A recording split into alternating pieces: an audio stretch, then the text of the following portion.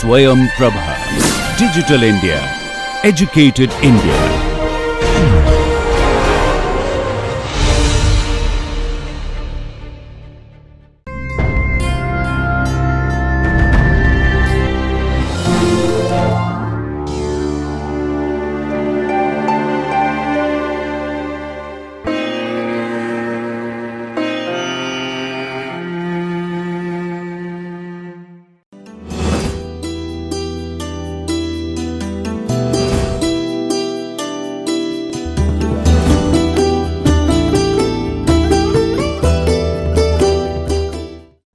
Hello viewers, welcome back to this course on ESD for the food security. So, in the last class we were discussing about the food insecurity and the causes of the shortage of the food and wastage and what are the three pillars of food security, all these things that we are discussing. So, to move ahead with this topic, now we will be discussing about other things like poor infrastructure. What is the, so actually we are discussing about the reasons of the poverty and the food insecurity. So that we have already discussed so many factors. Now another factor is the poor infrastructure. So poor infrastructure, how it causes the hunger, how is the hunger or the poverty because of factors like poor transport, shortage of the food, wastage of the food. So poor infrastructure actually causes the hunger by making it difficult, sometimes impossible to transport. Maybe that in one region the food is sufficiently available, but due to the poor transport system, lack of communication, etc., these are not being transported, these are not being able to taken over to another place to for the people's consumptions. So that is one thing, and food. So that is one of the major thing is that poor infrastructure. Here comes the transport. The transport facility also comes under that. The second thing is called that. Sometimes the roads are so poor that it's not possible to reach from one region to another region, and even if it is these are being transported, so many foods are being wasted because of the because of the all kinds of barriers or all kinds of time consuming factors, etc. So that also deteriorates the quality of the food.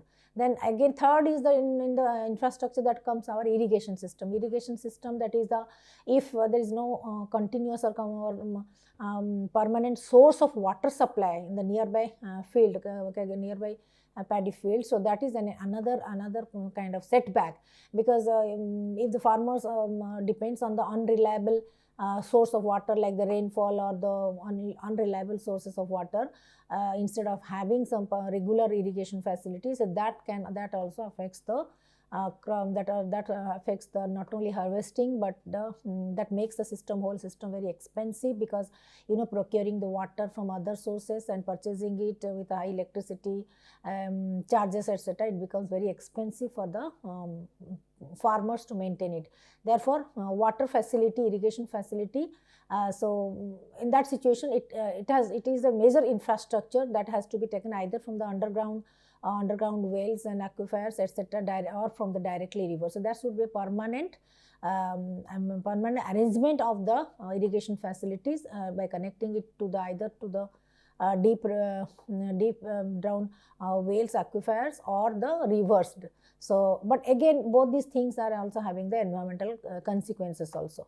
So these are the important infrastructure like the transport of the foods, as we have earlier seen that in the flow chart, food processing flow chart, that is from the during this process, how after from this food processing, then these are being delivered to the markets or transport, then the transport facilities, both roads and the other kinds of the road facility as well as the rail facilities, then irrigation system. These are the very important factors of the infrastructure of food products. Then another thing is that you can say irrigation infrastructure sometimes unaffordable for most of the farmers because of the lack of water and sanitation infrastructure, etc. Whatever water they procure, they buy, they they purchase from other sources, it becomes expensive for them. And the lack of infrastructure, like sometimes what happens in the village areas, rural areas, mostly the women and the children and the men, they are actually fetching the water from the by pulling from the wells and taking from the long distance long distance, you can say ponds or the canals or the rivers, that consumes a lot of time. That consumes a lot of time, wastage of time of women and girls and etc. So they cannot utilize those time in the other productive activities. So, and that also causes some of children, small children to especially the girls to stay away from the school and not get educated. So that is also the wastage of time and the resources and the energy. So then again, job instability, that is for the rural people, only for people having the agricultural skill or limited skill, and the labor class people, they are having very limited scope or job opportunity. So because of the hunger rates rise when the national and the local economy is in a slump. During this COVID-19 also, as we have seen so many people, the small time vendors, small time shopkeepers, small time laborers or the farmers, etc. They lose their job. They lose their job, and they couldn't find the proper work also. So therefore, it also brought down the economy into a very slump phase. So that is also another cause at the because of the some national or the local reasons, purpose, or the climatic change or the natural disaster or any kind of environmental issues. If they don't get some they don't get the regular jobs, that also affects. Especially, for example, in the regular, otherwise in rainy season also, it is very difficult for them to get the proper job. That also causes the lack of foods. So similarly, sometimes what happens, the single parent families are also there, so they don't get enough time to engage them in different kinds of the jobs, because simultaneously they have to take care of their home, children. So that is the question of not only the work-life imbalance, but also there is the opportunity, then the shortage of opportunity and the scope to work more or to get the more job opportunities. So similarly, and in the affluent countries and the developed countries like United States and other things, there actually hunger takes place because of the lack of jobs, because primarily they import the food grains, food materials from the other countries, and in their countries, developed countries, their hunger or poverty takes place because the most of the people, when they lack the jobs. So because of lack the jobs, or maybe that whatever jobs they are doing, it pay too little. So because of that, only in countries like the developed countries, United States and other areas, the actually hunger takes place, because they don't do their agriculture themselves, but rather they procure it through import. So their job instability also takes place. So the job instability is also another reason of food scarcity. Again, one more factor is the war and conflict. That is between countries, between countries, and as well as the intra-country and inter-country. Maybe because of these two countries, that like suppose in two adjacent to nearby neighborhood countries, or within the country also, because of this economic crisis, political instability, etc., or wide-scale poverty, hunger, that leads to the frustration, resentment with the governments, maybe governments, schemes, different schemes. So their war and conflict, or conflict-like situation, chaos, instability, all these things takes place. Nowadays, we can say terrorism is also another factor. Okay. Terrorism, not only the political riots, but also terrorism is another factor. So this also, actually, due to this war and conflict, so many homes are being destroyed. Natural calamities also, being the victim of natural calamities, war and disasters, etc. People are being displaced. So displacement is another factor. Then physical infrastructure also need to be reconstructed in this kind of situation that has been destroyed and damaged due to this war, conflict, terrorism, or any kind of natural disaster. So then again, another is that the prices also, food prices also fluctuates from time to time because of the unstable market, because market is being influenced by not only the economic factors, but the social factors, then the environmental factors, okay, and some of the industrial factors. So the market prices fluctuates from time to time, and how to take control of these fluctuations, that has to be taken care of by our economic policy, and by our central government, central bank and government policies, so which creates actually primarily hardships, additional hardship for the citizens.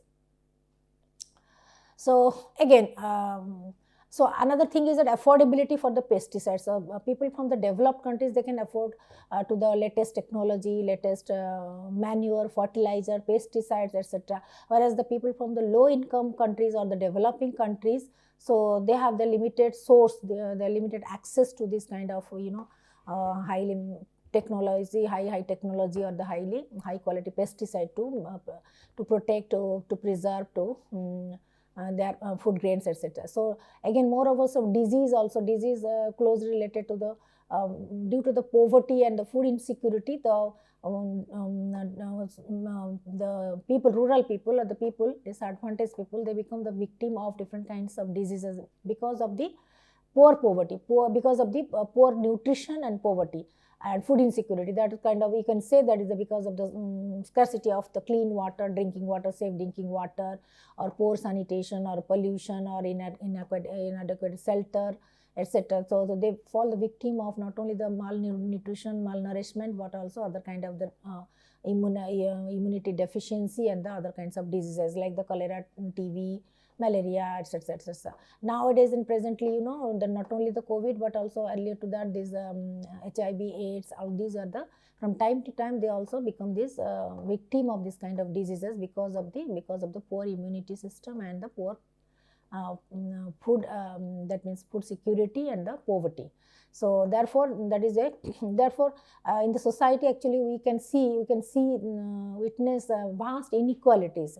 So vast inequalities, and even especially in the hospitals also, we can find out the poor people are the they are the actual crowd, they are the major stakeholders in the hospitals, because of that their poor quality of health, because of the food insecurity, or because of the poor quality of the not unsafe drinking water, health, environmental facilities. So for that kind of things, actually the poor people are very often they get infected, they will get affected with these kind of small diseases, regular diseases, and they cannot they cannot afford, neither they can afford to expensive medicine, they can take care of their own health also, and they can spend money for the medical thing, but also they are not being able to do the regular work to earn their livelihood. So the rural people, the disadvantaged people, the deprived people are actually the victim of the health complications from time to time. So another thing is that yes, technology available there, technology can control the temperament, temperature, water, nutrition, everything, etc. But again, at the same time, there can be the economic and environmental cost related to it. So developed countries can afford to import the food, import the latest technology, or import the latest fertilizer, pesticides, etc. But what happened to the throughout the year? But developing countries farmers, developing countries people, they cannot afford to purchase, afford to procure it all kinds of throughout the year. So, okay. So again, there are also the discrimination also takes place, discrimination like without economy, that means so definitely the poverty, then food insecurity, actually it relates to the economic growth of the country. So with the falling GDP, that is gross domestic product, etc. So not only it affects our agriculture, our business, our industry also, but it also affects the human life. So discrimination has woven into the social fabric gradually. We can say why this in African countries, so people are so many people are deprived in the disadvantaged second, because of the not only because of the poor food security, but water and climatic change, and poor economy, poor education, etc. So they become the disadvantaged group. So here so automatically this discrimination comes up in the embeds in the social fabric. So discrimination is there. Why women farmers in developing countries, they do not get the they do not get the equal wages like other male farmers. Why they are not so much of productivity in comparison to the male counterparts, and why women in all sectors of the economy, why they earn less than the men, and why the girls are being pulled out from the school. These are some of the reasons of the social discrimination. That is why equality, that means equality, not only gender equality but equal opportunity in access to all resources, that is also one of the primary goal of the sustainable development goals of the UNESCO. So that is also equality, equal access, equal affordability, equal facility, equal that means gender equality. All kinds of equality is very much important, even for the food security also. So nutritional qualities are to be ensured. Then another form of, we have already discussed how the malnutrition also takes place as a hidden hunger because of the poor quality of the food, not only low quantity but also poor quality of the food. Then again, most vulnerable category of the people are the young children, infants and the young children, and lactating mothers, like the the young mothers, lactating mothers. Similarly, loss of farmland also, it creates a kind of vicious cycle of the exhaustion of the soil, low fertility, decline of the agricultural productivity in the world because of the poor in the cyclic way, because of the lack of fertilizer, lack of quality manures and etc. So automatic gradually the farmlands it gets less fertile, or its fertility lost gradually in the process. So and then desertification also takes place because of the deforestation, because of the inappropriate agricultural process, drought, famine, etc. So desertification also takes place from time to time. So these are also other factors of poverty and the food insecurity. So now how to reduce this poverty? There are some suggested solutions are there. So India, to make the food security a core policy priority, the few policy changes are also essential to improve the India's hunger situation. So these are some of the these are the suggestions of some of the researchers and the policy makers. So how can we eradicate, how can we remove the hunger and ensure the food security by following certain principles and solutions. First thing is that, yes, job creation, creating the different kinds of jobs, low skilled, semi skilled, high skilled jobs. And India being the agriculture based economy, so definitely more agriculture is almost across the world, agriculture is the primary major source of jobs. So besides agriculture, there are other sectors like IT sector, health sector, education sector, and skill based sectors are there. So creating jobs, many more and more jobs, how to create many jobs for employment for different categories of the people, not for the only highly technical or the professional, but also from low category, from the grassroots level workers to the highly professional things. So job creation, again, it's the biggest challenge for India, job creation. So that is why now these are different kinds of schemes, Rozgar, Jawahar Rozgar Yojanas, and the startups things, and small time entrepreneurship programs and SMEs, these are being promoted, and how to create more and more number of jobs in the market. So again, raising the minimum wage, and the wage revision also very much important, the revision of the wage, because with the inflation, with the price rise also, definitely the wages, the daily labor wages should also be hiked. So increased the earned income tax credit for the childless worker. Now we are also having this DS, daily allowances, gradually rising with the price rise, also market price rise, supported the pay equality by there should not be any difference and discrimination between male and female workers, but pay equity, provide the paid leave. Again, Even if somebody is getting the medical health leave or any kind of sabbatical leave, etc., there should be the paid leave also should be available, and establish the work schedule that work like in order to, for maintaining the work-life balance, for maintaining a harmonious development, the working hours, how it should be distributed. So that is why both that means mostly even in the government sector also these are being introduced, but also most of the private or MNCs, private organizations, they have given that kind of work flexibility, more health facilities, and the recreation facilities, education facilities. These they are being provided from time to time to their employees, just to get them make them more productive, more committed, more happy, and more sustainable, in the sense the sustainable and in their work style, sustainable in the productivity, etc.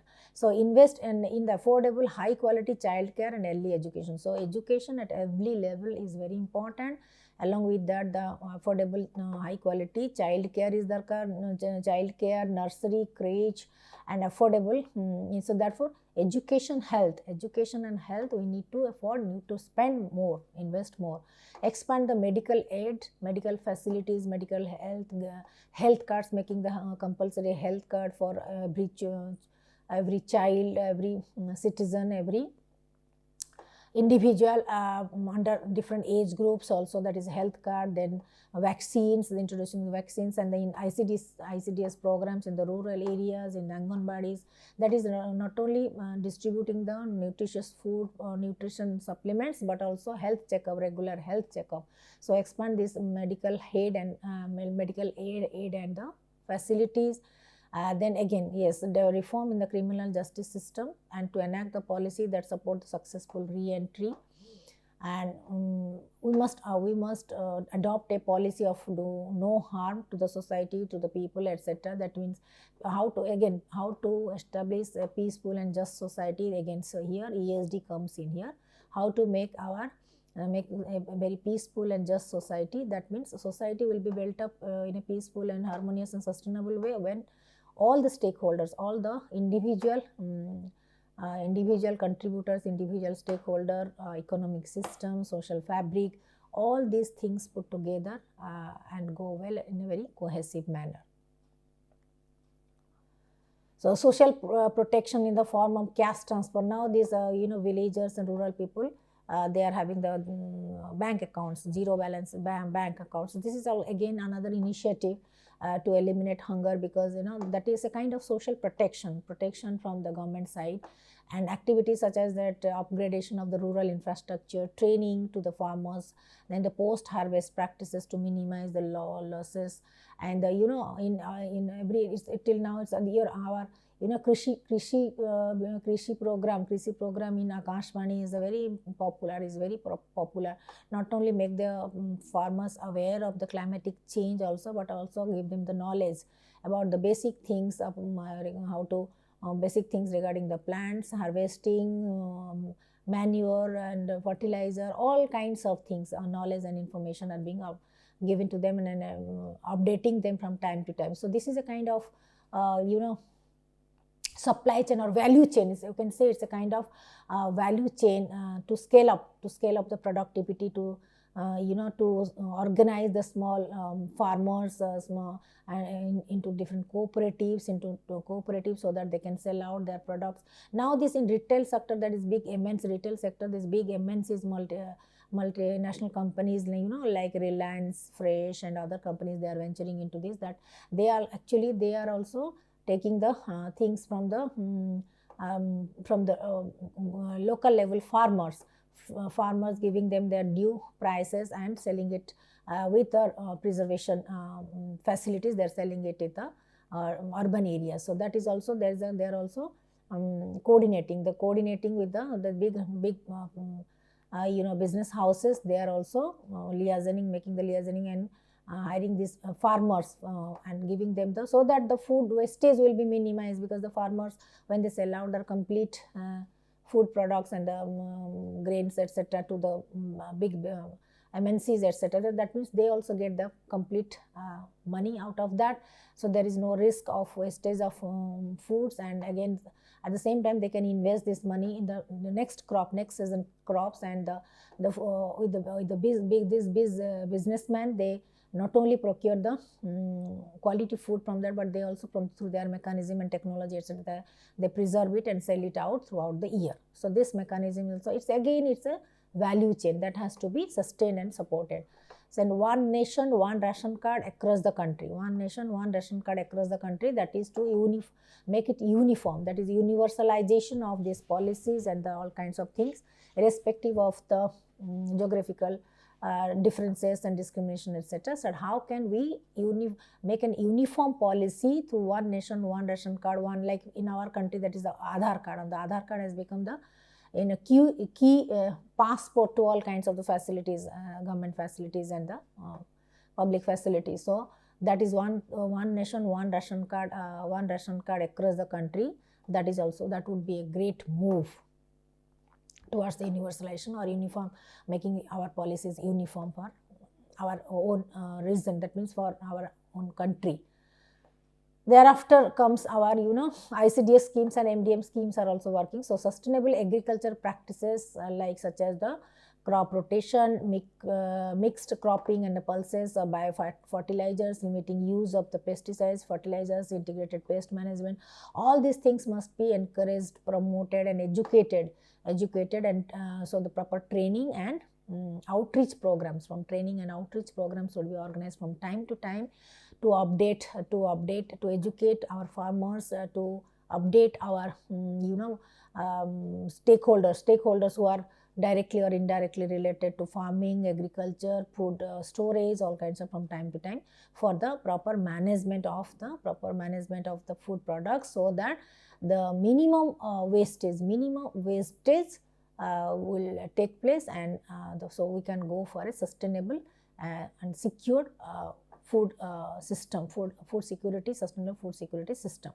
Now I am completing it right now here. Then next class we will continue it next onwards. Thank you.